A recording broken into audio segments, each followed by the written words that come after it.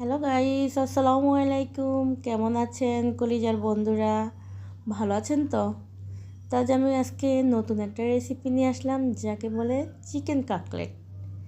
Chicken কাটলেটটা বানাতে আমি কিছু চিকেনের বুকের মাংস রেখে দিয়েছিলাম, ওগুলা দিয়ে তৈরি করছি। দেখেন, মাংসটাকে আমি আগে সিদ্ধ করে নিয়েছি,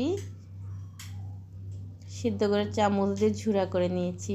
তারপর আপনার পাউরুটি এনেছিলাম, পাউরুটিটাকে আপনার পানি দিয়ে আটার মতন, যেভাবে আমরা রুটির খামির করি না সেভাবে করে নিয়েছি।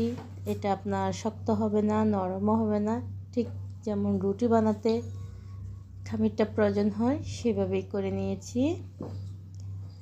তারপর আপনার পাউরুটির সাথে আপনার মাংস ঝুড়াগুলো মিশিয়ে নিয়েছি,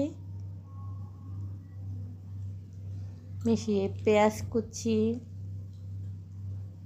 তারপরে ভেজে রাখা সুজি